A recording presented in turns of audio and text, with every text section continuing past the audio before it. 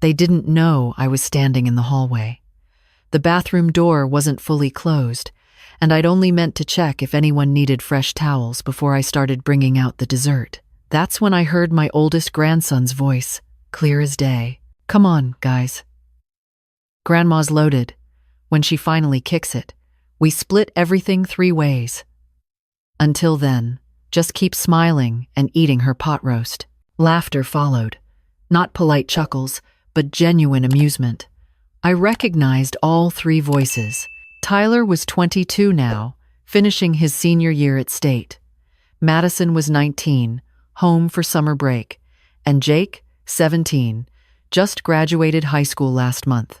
My 3 grandchildren, the ones I'd spent 15 years saving for, working double shifts at the elementary school library, skipping vacations, clipping coupons like my life depended on it. I mean, she's got to have at least a couple $100,000 saved up, right? That was Madison. Mom said Grandma never spends money on herself. It's all been sitting there, waiting for us. "I'm buying a Tesla the second that check clears," Tyler said. "Maybe 2, 1 for weekends." My hand found the wall to steady myself. The hallway suddenly felt longer than it had a moment ago.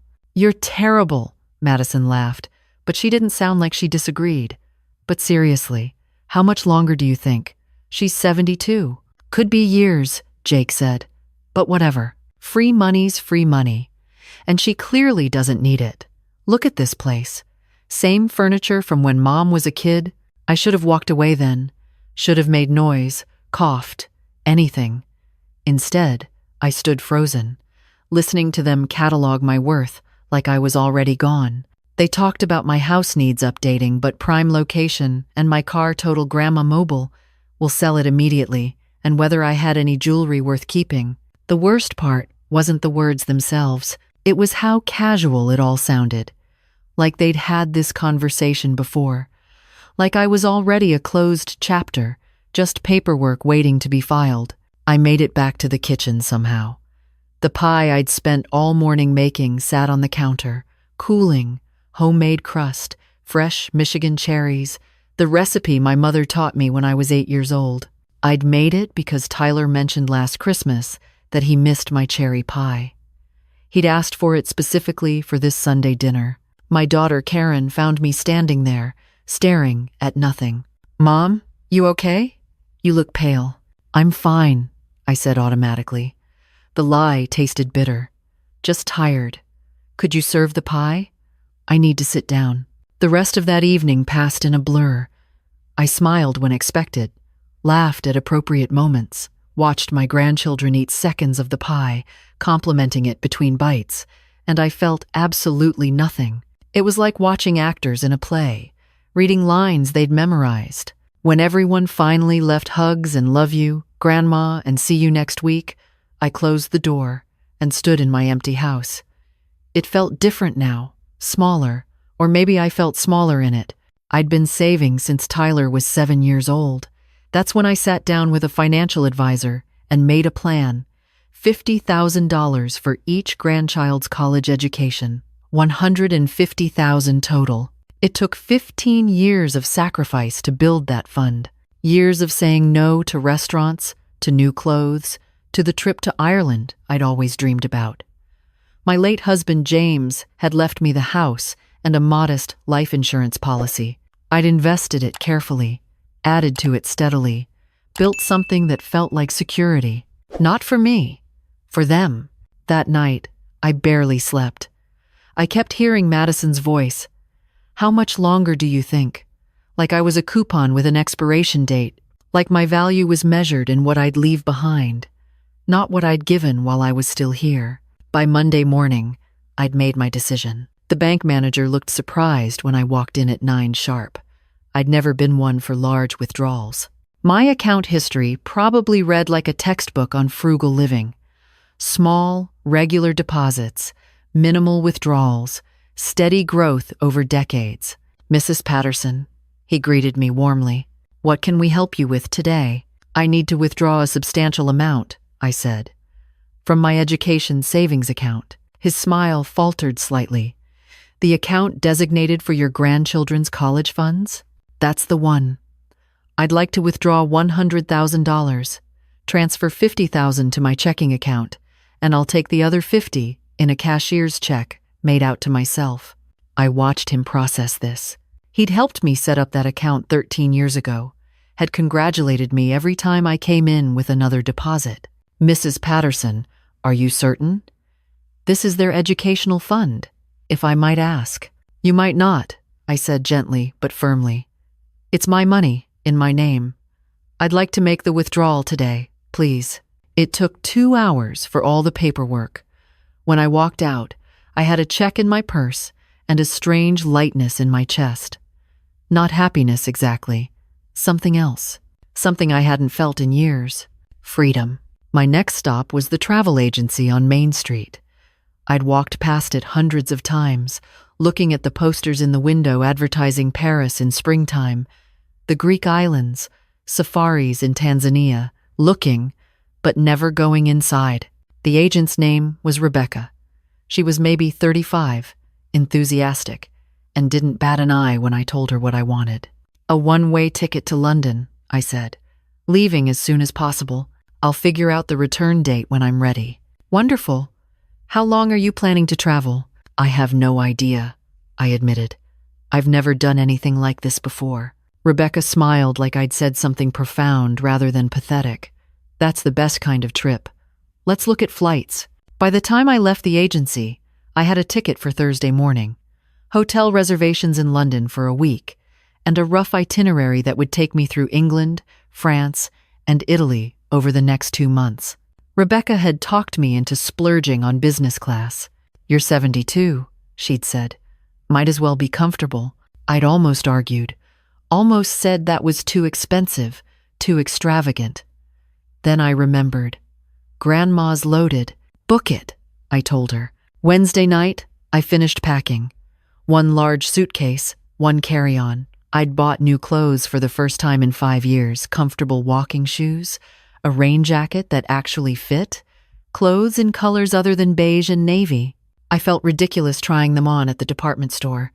A 72-year-old woman buying a coral blouse. But the salesgirl had been so encouraging, and when I looked in the mirror, I looked alive, different. The hard part was the note. I sat at my kitchen table with my good stationery, the set I'd bought when James died and never used, and tried to explain.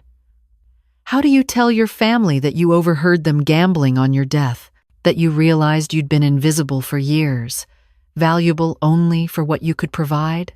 In the end, I kept it simple. Dear family, I've gone traveling. I'll be in Europe for the foreseeable future. I've withdrawn the college fund to finance this trip. I realize this may come as a surprise. It surprised me too. After 15 years of saving every penny, I've realized something important. I can't take it with me, which means I should probably enjoy it while I'm here. You were right about one thing. I am loaded. With years I almost wasted waiting to be appreciated. I'll be in touch when I'm ready. Love, Margaret. Mom, Grandma. I left it on the kitchen table, locked the door, and called a cab to the airport. The phone calls started before I'd even landed in London. Karen called 6 times, left increasingly frantic voicemails.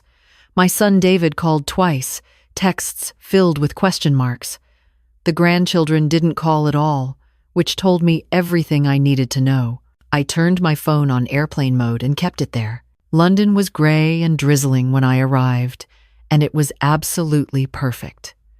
I checked into my hotel, a small boutique place in Bloomsbury that Rebecca had recommended, and slept for 12 hours straight. When I woke up, I had no schedule, no obligations, no pot roast to cook, or pie to bake, or smiles to maintain. I had coffee in a cafe where I didn't know a single person. Visited the British Museum and spent 3 hours just wandering, no hurry. Had dinner at a pub and struck up a conversation with an Australian couple my age who were on their anniversary trip. First time traveling alone?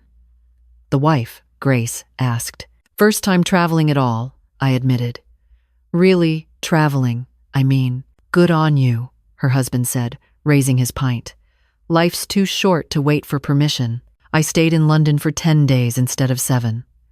Then Paris for 2 weeks. I video called my daughter from a cafe near the Eiffel Tower. She answered immediately, her face a mix of relief and anger. "Mom, where have you been? We've been worried sick. I told you. Traveling. You can't just disappear. What about the college fund?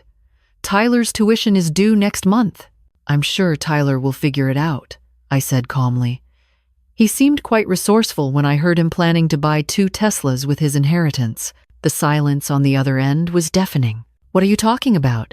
"The Sunday dinner. 3 weeks ago. I heard everything, Karen. Everything your children said about me, about my money, about how long they'd have to wait for me to die so they could cash in. Mom, I'm sure you misunderstood." "I heard them laugh about it," I interrupted. "I heard Madison ask how much longer I'd probably last. I heard Jake call my money free money because I clearly don't need it. So I decided to prove them right. I don't need it. I need to live." Karen's face crumpled. "They're just kids. Tyler is 22. Madison is 19. They're adults, Karen. Adults who saw me as a bank account with an expiration date." I paused. "Did you know they talked like that? Did you ever hear them?" She couldn't meet my eyes, even through the screen. That was answer enough. "I have to go," I said. "I'm meeting someone for dinner. An art historian I met at the Louvre. We're going to Montmartre." "Mom, I love you, Karen. I really do. But I need you to understand something. I spent my entire adult life putting everyone else first. Your father, you and David, the grandchildren. I don't regret that. But I'm not dead yet, and I'm tired of acting like I am." I ended the call before she could respond. The messages started coming after that. Karen, apologetic but defensive. David, confused and trying to mediate. Tyler, a brief "we should talk" that felt more strategic than sincere. Madison sent nothing. Jake sent nothing. The only person who reached me was someone I didn't expect. I was in Florence, sitting in a small piazza, eating the best gelato of my life, when my phone buzzed with a number I didn't recognize. Normally, I would have ignored it, but something made me answer. "Grandma?" It took me a moment to place the voice. "Emily?" Emily was my youngest grandchild, David's daughter. She was 16, quiet, the one who always sat at the kids' table even though she was too old for it. I'd hardly spoken to her at that last dinner. She'd been on her phone most of the evening. "Where are you?" she asked. "Florence, Italy." "Cool." A pause. "Can I come?" That wasn't what I expected. "What? Can I come see you? I have money saved from my job. I can buy a ticket." "Emily, does your father know you're calling me?" "No." "Nobody knows. They're all freaking out. Uncle Tyler's really mad about the tuition thing. But Grandma, I need to tell you something." "What?" I tried to stop them. Her voice cracked slightly. "At the dinner, after you went to the kitchen, I told them it was messed up, what they were saying. Tyler told me to shut up. Said I wouldn't understand because I'm not in college yet. Said I'd get it when it was my turn to get the money." I felt something shift in my chest. "You stood up for me?" I tried. They wouldn't listen. And then when I heard you left and took the money, I thought maybe you heard them. I wanted to call you right away, but Dad took my phone for a week because he said I was being disrespectful to the family situation. But I'm 16 now.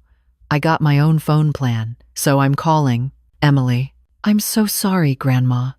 I should have told you that night. I should have said something louder.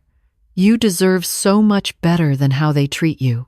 I was crying, sitting in a piazza in Florence, eating gelato, tears running down my face while tourists walked past, snapping photos of the cathedral. "Can I come?" she asked again. "I have $2,000 saved. I know it's not a lot, but I want to see you. I want to apologize in person. And honestly, I kind of want to escape this house because everyone won't shut up about you betraying the family and it's making me crazy." I laughed through my tears. "They're saying I betrayed them? Uncle Tyler actually said, you violated his trust. Dad almost lost it. It's been a whole thing. When can you get here?" The pause was longer this time. You mean it? Emily, I have spent the last month rediscovering what it means to choose myself. If you want to join me for part of that journey, I would be honored. But you need your father's permission. I won't help you run away. I'm 16. I can decide where I want to go. Not legally. You can't. Talk to your dad. If he says yes, send me your flight information. I'll be here another week. Then I'm going to the Amalfi Coast. You're welcome to either. 3 days later, Emily landed in Florence. I picked her up at the airport, this tall, lanky teenager with her father's eyes and my stubbornness, apparently. She hugged me so hard I couldn't breathe. Dad said yes. She told me on the drive back. But only because I told him if he said no. I'd just wait until I turned 18 and never speak to him again.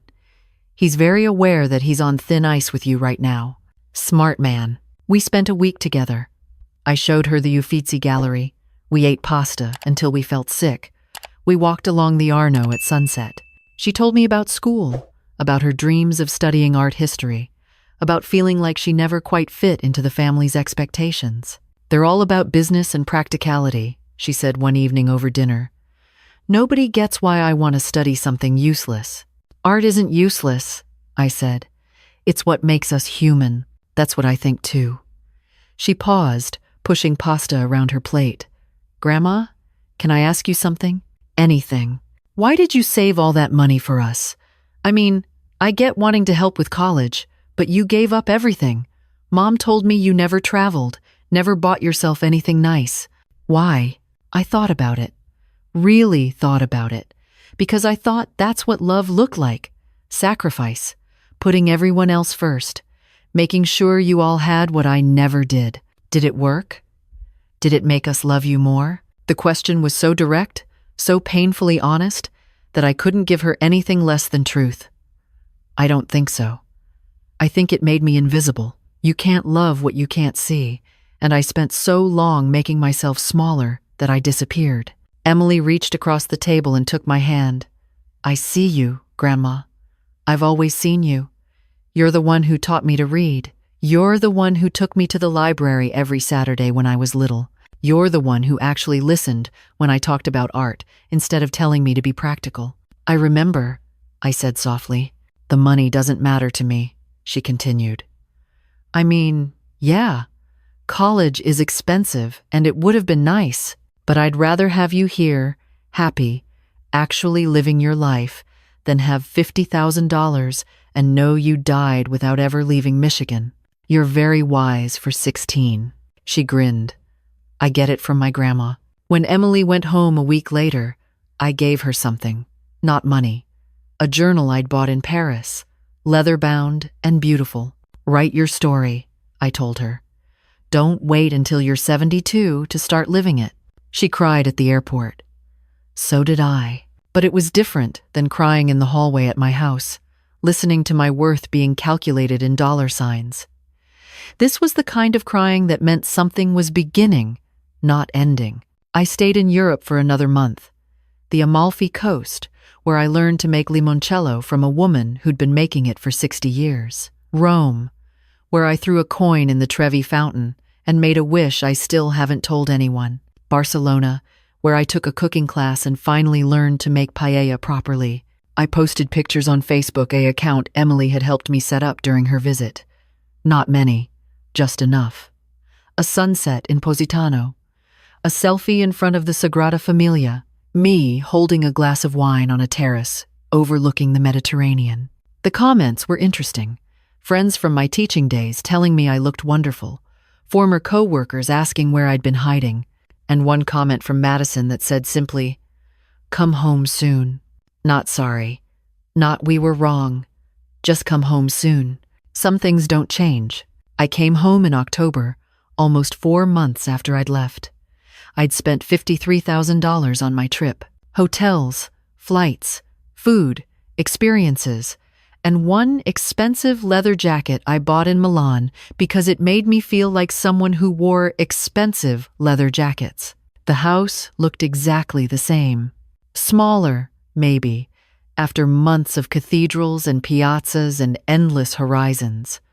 I unlocked the door and stood in the entryway, feeling like a stranger in my own home. The phone calls started within hours. Karen asking if we could talk, David suggesting Sunday dinner at my place. Just like before. No, I told him. Not like before, never like before again. Mom, come on. I'm serious, David. If you want to have dinner, we can go to a restaurant. I'm done playing hostess to people who see me as a service provider. The Sunday dinner did happen, eventually, but at a restaurant downtown, Italian place with good wine and small portions, Karen and David and their spouses came. The grandchildren came too. Tyler looked uncomfortable, which was a first. Madison was on her phone. Jake stared at the table. Emily sat next to me, our new alliance clear to everyone. So, Karen started carefully, how was Europe? Life-changing, I said. I should have gone decades ago. Must have been expensive, Tyler said. It wasn't a question. It was. Very worth it, though. I have zero regrets. None? This from Madison, finally looking up. Not even about the college fund? I met her eyes directly. Especially not about the college fund. The table went silent. I think, I continued, that I did you all a disservice. I taught you that love means sacrifice, that grandmothers exist to make pot roast and provide financial support and ask for nothing in return. I made myself so small that you forgot I was a whole person. Mom Karen started. I'm not finished. I heard you, that Sunday in July. All of you. I looked at each of my grandchildren in turn. I heard you laughing about my death like it was an investment you were waiting to mature. I heard you catalog my assets. I heard you reduce my entire existence to a dollar amount. Tyler had the grace to look ashamed. Madison's face went red. Jake still wouldn't meet my eyes. But here's what I learned in Europe, I said. I learned that I'm not dead yet. I learned that I have value beyond what I can provide. I learned that it's not selfish to choose yourself after 72 years of choosing everyone else. And I learned that the people who truly love you don't measure that love in inheritance. I reached into my purse and pulled out 3 envelopes. I'd spent the last 2 days preparing them, working with my lawyer to make everything official. Tyler, Madison, Jake. These are your college fund distributions. Their faces lit up. Actually lit up, like I'd just announced Christmas came early. Each envelope contains exactly $0, I continued. Their faces fell, because you taught me an important lesson. You taught me that giving you money didn't make you love me more. It just made you see me as an ATM. Grandma Tyler started. However, I interrupted, these letters also outline a new arrangement. If you want college help, you can earn it. Not through grades or achievements, through relationship, through actually seeing me as a person, through proving that you value me alive, not just dead. That's not fair, Madison began. Life rarely is, I said calmly. But here's what is fair. I have approximately $97,000 left in that education fund. If, in 1 year, you 3 can demonstrate that you see me as family and not as a bank account, I will reconsider the distribution. If not, that money goes to charity, or to more trips, or to Emily's college fund, since she's the only one who bothered to check if I was okay. Emily squeezed my hand under the table. This is ridiculous, Tyler said, standing up. You're punishing us for a private conversation. I'm setting boundaries, I corrected. There's a difference. You're adults now. You get to choose whether or not you want a relationship with me. But you don't get to choose to have my money without that relationship. Not anymore.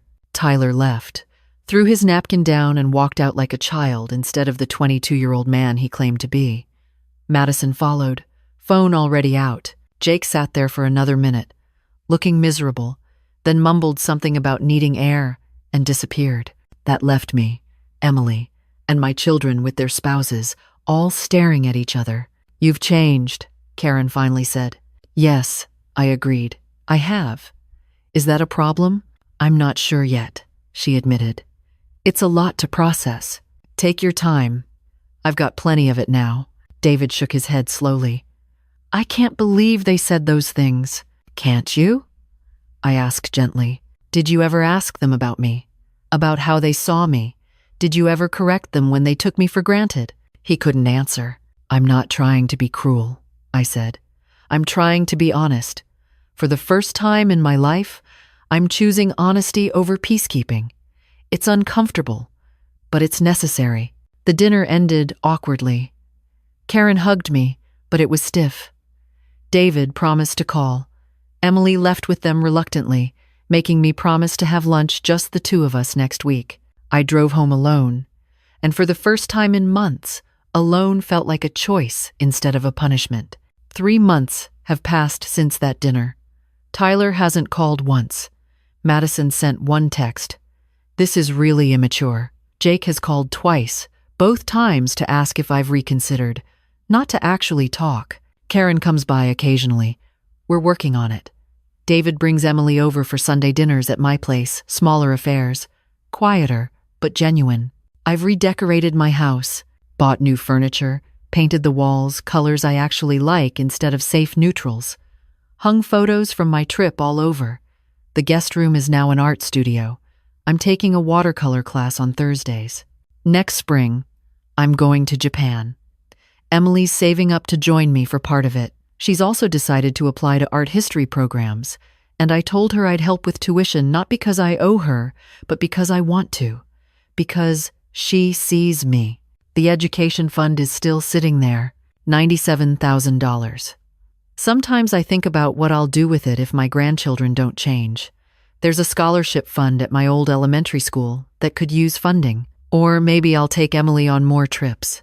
Or maybe I'll spend it all on myself, more leather jackets, more sunsets, more life. I'm 72 years old. I can't sit cross-legged on the floor anymore, and I need reading glasses for restaurant menus. But I can book a flight to another continent. I can stand up for myself. I can choose, every single day, to be visible. My daughter asked me last week if I was happy with how things turned out, if I regretted the way I handled everything. I'm happier than I've been in decades, I told her honestly. I just wish it hadn't taken me so long to realize I was allowed to be. Do you think they'll come around? She asked. Tyler and Madison and Jake? I don't know. I hope so. But that's up to them now. I've spent enough years waiting to be chosen. I choose myself now. She hugged me then, really hugged me, and whispered, I'm proud of you, Mom. That meant more than any college fund ever could. Last week, I lit a candle in the living room, poured myself a glass of the wine I brought back from Tuscany, and looked through my travel photos. The woman in those pictures looked different than the one who stood in that hallway 4 months ago, frozen and heartbroken. She looked alive. She looked like someone who finally understood that you can't take it with you, which means you should absolutely enjoy it while you're here. I'm not invisible anymore. I refuse to be. And honestly, that's worth more than all the money in the world.